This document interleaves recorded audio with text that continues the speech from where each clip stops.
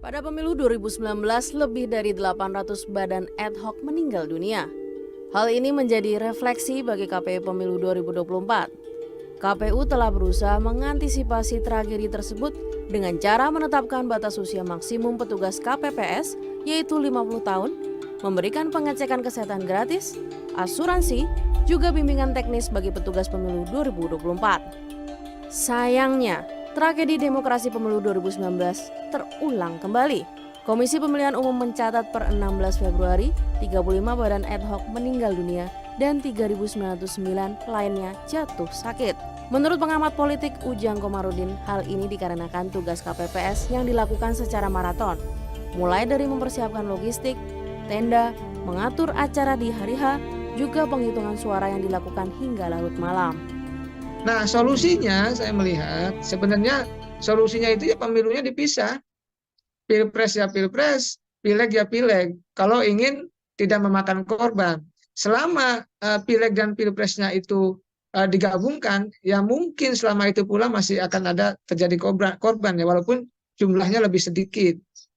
Kalau 2019 sampai 800 orang yang meninggal kurang lebih, saat ini sampai detik ini per hari ini tadi ya 2024 ini 35 dan ribuan masih sakit.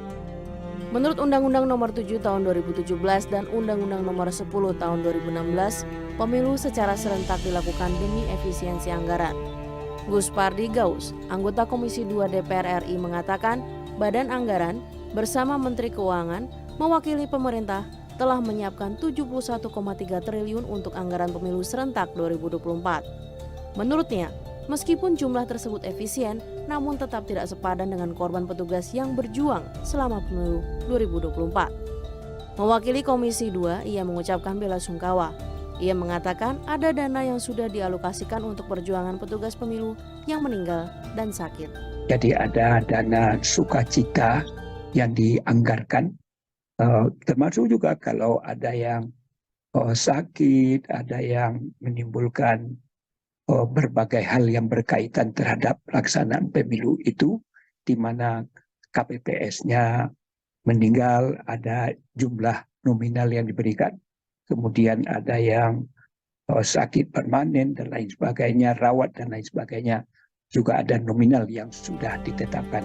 Meski begitu, ia menekankan jumlah yang diberikan tidak sepadan dengan pengorbanan jiwa yang telah diberikan oleh badan ad hoc.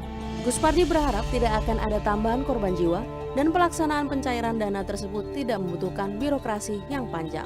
Ia menambahkan akan ada antisipasi lebih rinci dan selektif lagi untuk pemilu berikutnya demi mengeliminasi tragedi pemilu yang terjadi pada 2019 dan 2024. Laurencia Gata, Indra Hadi, Jakarta.